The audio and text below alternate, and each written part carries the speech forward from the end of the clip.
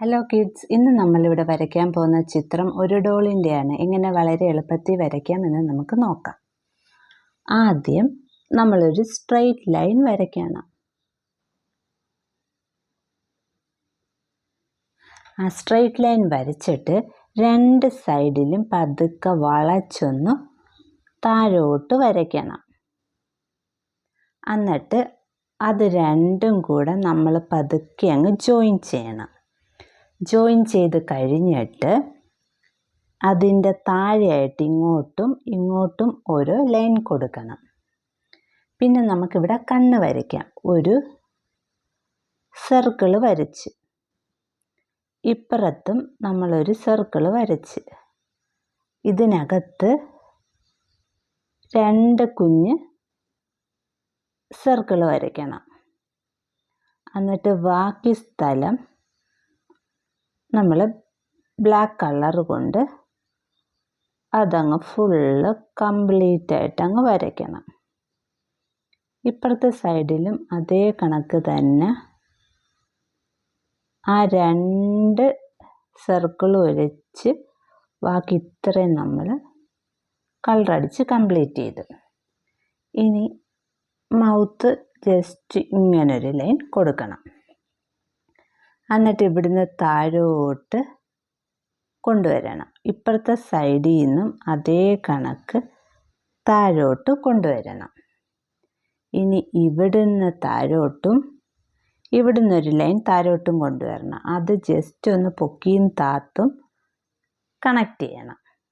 പിന്നെ നമ്മൾ സ്കേർട്ട് വരയ്ക്കുകയാണ്. അതിന് രണ്ട് സൈഡിൽ നിന്നും ഓരോ ലൈൻ കൊടുക്കണം. എന്നിട്ട് താഴെ എത്തുമ്പം ഇങ്ങനെ ഒന്ന് എടുത്ത് വരയ്ക്കണം.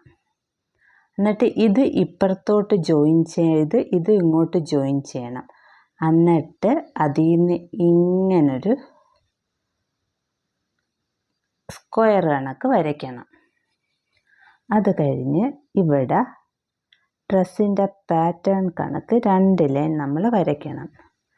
എന്നിട്ട് ഇവിടെ നമുക്കൊരു ഫ്ലവർ വരയ്ക്കാം.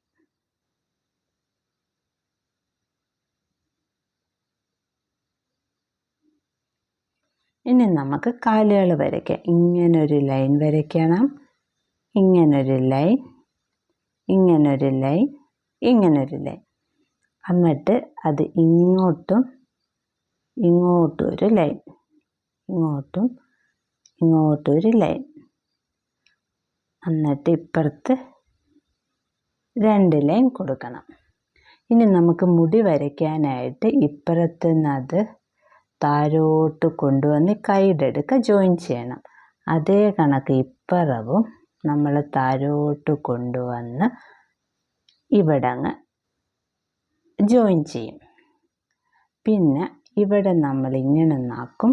ഇവിടെ ഇങ്ങനൊരു ലൈൻ ഇട്ടിട്ട് ആ മുടിയുടെ ഹെയർ സ്റ്റൈൽ കണക്ക് കുറച്ച് ലൈൻ ഇവിടെ കൊടുക്കും. അങ്ങനെ നമ്മൾ ഡോള് വരച്ച് തീർന്നിരിക്കുന്നു. ഇനി നമുക്ക് കളർ കൊടുക്കാം.